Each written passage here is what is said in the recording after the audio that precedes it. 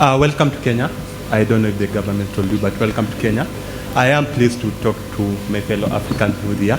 My name is Enoch Mukwa, co-founder of Kilimo Africa.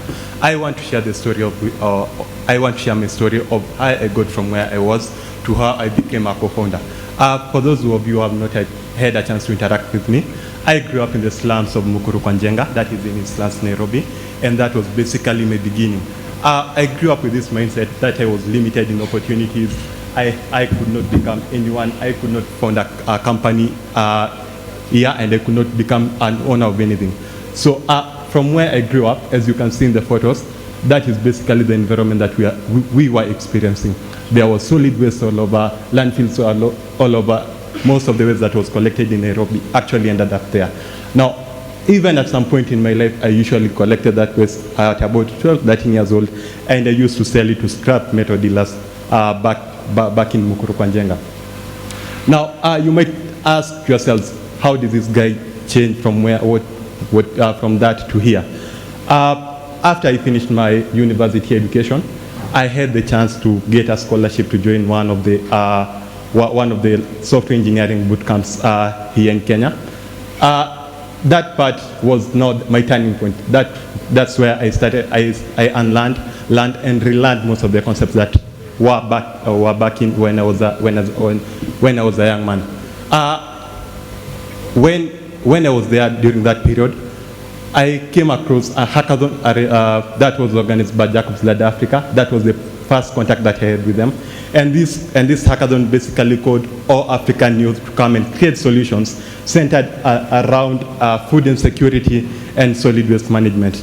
I don't know if you have looked at the statistics, but we are not doing very good around the areas of solid waste management as a continent and the area of food insecurity. This really touched something in me, and as a guy who, as a young man, as a boy, I had grown up in the West. So my first step was creating a solution that centered around solving the solid waste that we were facing back in Mukuru Kwanjenga and creating value from it.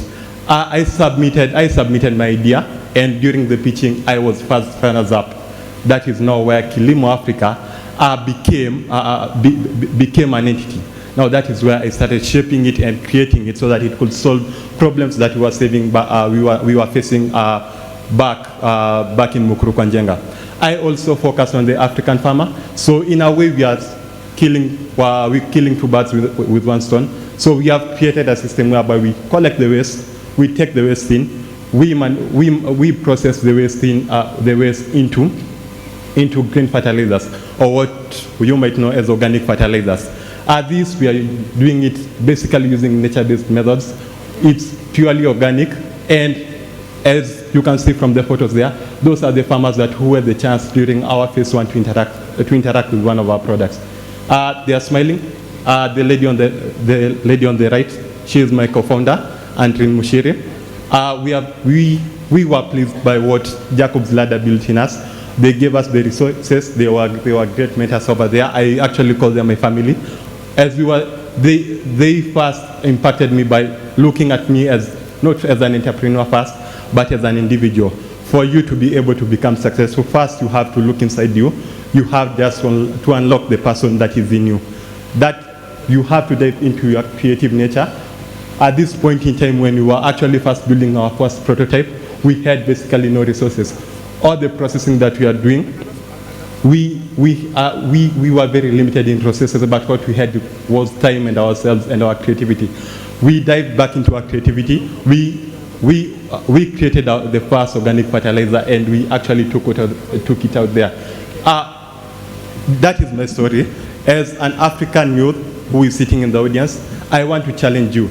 As you go back to your country, whether it's from Togo, whether it's Congo, whether it's Chad, go back there, look at what your community is facing. Come up with something that can help the community. You can be able to still create profit from impact, but first what we have to create is impact. Create impact, then profit. And that, as you take it back to the community, and if you create a great solution, the money will come. People will actually get engaged with you. Thank you. That is my story.